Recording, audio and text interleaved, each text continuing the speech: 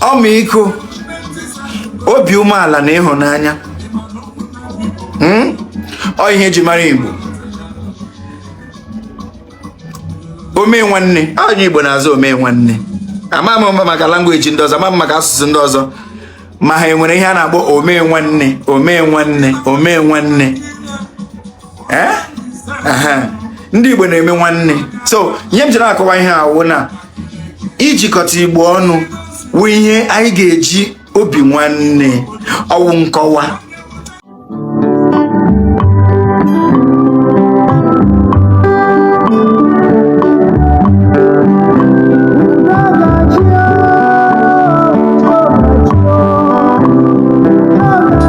As you remain your own person, your own son, your own brother, Chukwemeka. Aga m kwa nwanne unu nwoke Chukwemeka, onye nke na-ahụ maka Unify Igbos now.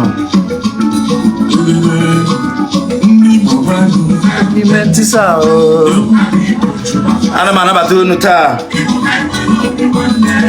ụbọchị ọma, ụbọchị Chukwu gọziri, ụbọchị ọma Chukwu gọziri n'ala Igbo niile, nyere ụmụ Igbo nọ na north, ụmụ Igbo nọ na east, ụmụ Igbo nọ na south and west. Ana m akpọkụ unu n'ụbọchị nke taa. Chukwemeka wụ ezigbote nwanne unu nwoke, nwa unu nwoke kwa. Chukwemeka na-ahụ maka Unify Igbos now, ndị na-ahụ maka nchịkọta ala Igbo. Anyị na-ahụkwa maka ndị Igbo Cultural and Social Enlightenment for Unity Foundation. Well, obi nwanne o, anyị Igbo fuo na Chukwu. Egwu ị na-egewo nwanne anyị nwoke, anyị dons, onye ịchaka. Ana m ekele, ana m egbukwu nyere nwanne anyị nwoke anyị dons. Ihe anyị na-eme ijikọta Igbo ọnụ ihe eji obi ọma aga. Awụ ihe tigbo ụzọ gbuo, awụ ihe gagagagaga, awụ ihe papapapapapa. Ọ ihe eji obi ọma, obi dị larịị, ọ ihe nwanne na nwanne. Ịkọwa nyere nwanne. O nwere ọtụtụ ihe ụmụ Igbo na-aghọtaghị. O nwere ọtụtụ ihe ndị Igbo na-aghọtaghị, mana anyị ga-aghọta. Ọmịiko, obi umeala na ịhụnanya. Ọ ihe eji mara Igbo. Ome nwanne, onye Igbo na-azụ ome nwanne. Ama m maka language ndị ọzọ, ama m maka asụsụ ndị ọzọ, ma ha enwere ihe a na-akpọ ome nwanne, ome nwanne, ome nwanne. Ndị Igbo na-eme nwanne. So ihe m jiri akọwa ihe awụ na ijikọta Igbo ọnụ wụ ihe anyị ga-eji obi nwanne ọwụ nkọwa, ọwụ nkụzi, ọwụ nhazi, ọwụ mkpakọta. Ọwụ ihe eji gagagagaga, ọwụ ịba mba. Onye ka ị na-abara na mba? Ị na-abara na nwanne gị onye ịka, ka ị na-abara nwanne gị onye ukwu anyị, onye ka ị na-abara? Ọwụ ihe mba. Ụmụnne m, ọwụ ihe mba, ọwụ ihe obi larịị, ọwụ ihe nkụzi, ọwụ ihe nghọta, ọwụ ihe gbasara ijikọta ọnụ, ọ ihe eji ịhụnanya, obi dị umeala. Ya ka m ji kelewe Chineke, kelegide Chineke, kelete Chineke, sị Chineke ị mere ndị Igbo atụlie obi, sị na a ga-echi mụ ojemba enwe iro, ojemba enwe iro. Nwanne m, ihe a na-aga n'ụkwụ erika. Anyị na-aba, anyị na-aga, anyị na-akpagharị. Ihe awụ ihe ndị eji obi ọma, obi dị umeala, obi ọma, obi dị umeala aga.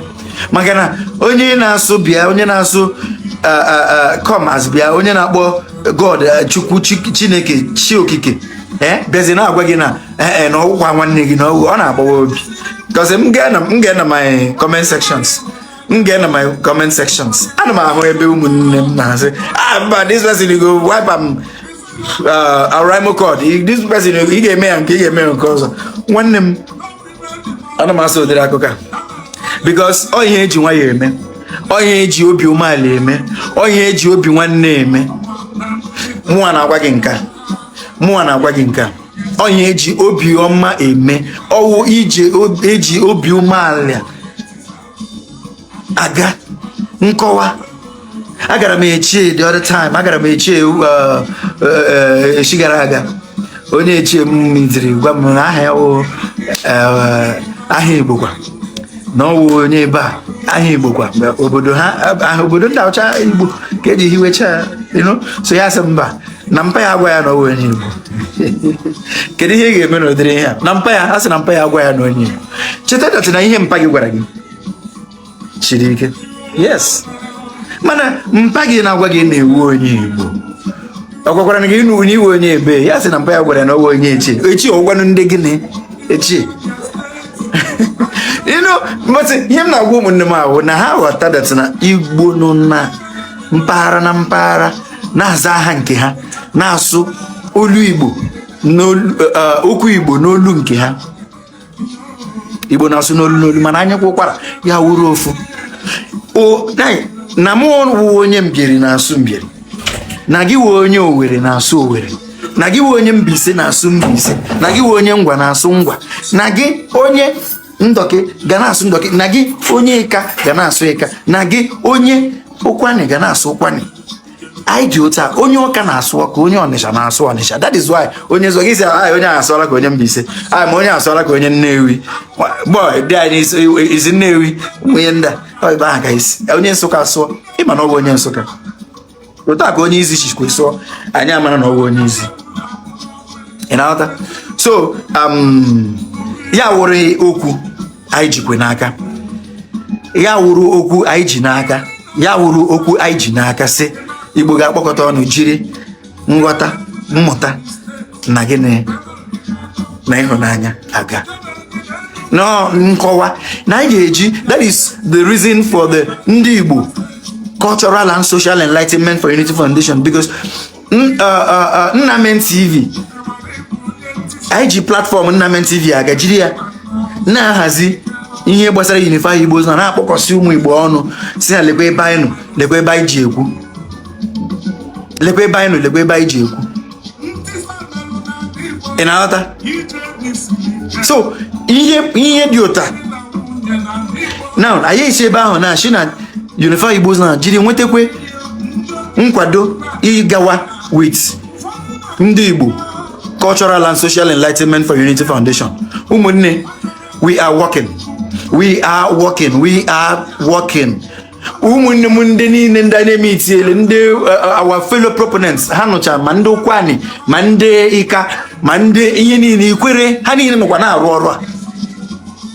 ọrụ a na-arụsi ike. So dị ahụ ka anyị ji jiri Ndi Igbo Cultural and Social Enlightenment for Unity Foundation jiri ya na-aba.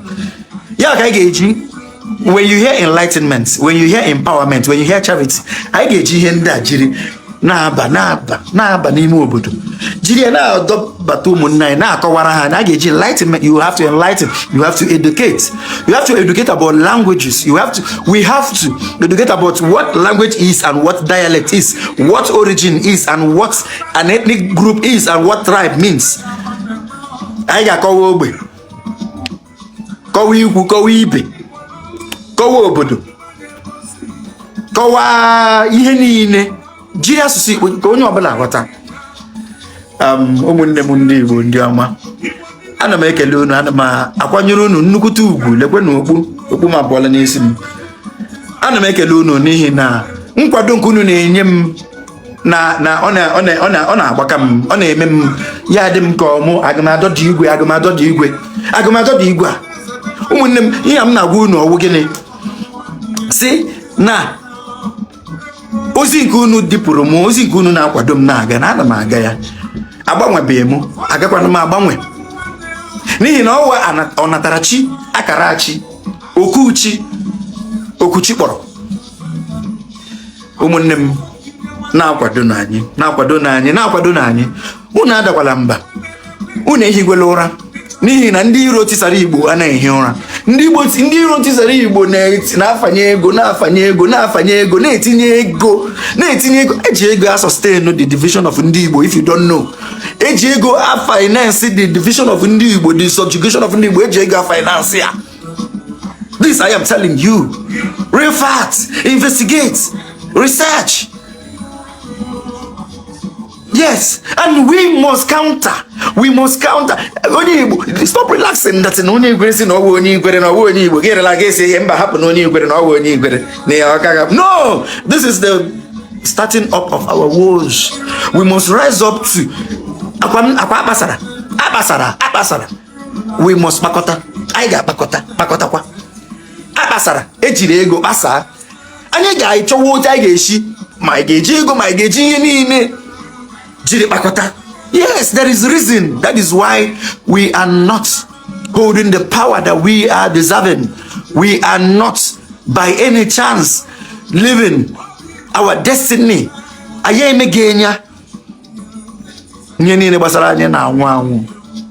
Because we have left it.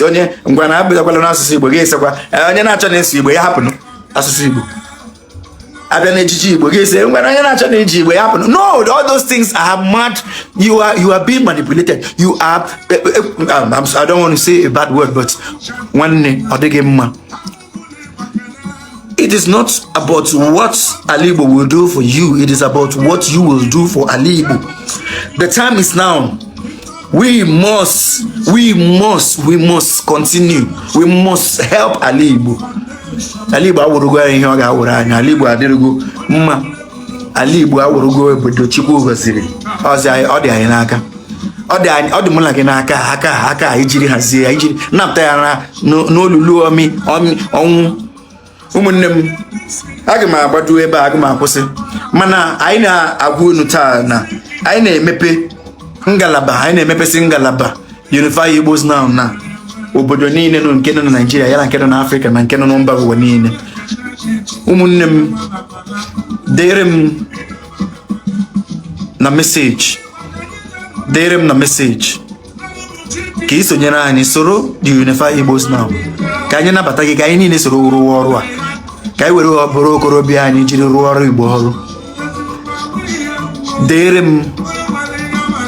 Dere m ka m nabata gị ebe anyị nwere WhatsApp group. Anyị kwesịrị imepesi ngalaba Unify Igbos now, ya ka anyị na-eme taa, ka anyị mepesi ngalaba Unify Igbos now na ebe niile Nigeria niile na steeti niile na Nigeria, ebe ọbụla onye Igbo nọ, ya bido Unify Igbos now meeting, ya bido Unify Igbos now forum na obodo ahụ, na Kaduna, na Abuja, Lagos, Aba, Owerri, that is Imo State, Abia State. Mepesi ya na ya bidonu. Let's be talking. Let's be arranging otu anyị ga-esi wee mee. Aga m ahapụ okwu ebe a, aga m ahapụ this live today ebe a now. Aga m echiata nga na-abịa live kwamgbe ka anyị na-ekwu okwu gbasara ijikọta Igbo ọnụ. Echefukwala, Ndi Igbo Cultural and Social Enlightenment for Unity Foundation wuo otu ehiwere ka ejiri nwee na-ahazi ihe gbasara Unify Igbos now n'ebe niile. Ọ dị registered. Ndi Igbo Cultural and Social Enlightenment for Unity Foundation dị registered na CAC na Nigeria. Ọ ije anyị bidoro, anyị ga-agacha ya, anyị ga-akpakọta Igbo ọnụ. Ise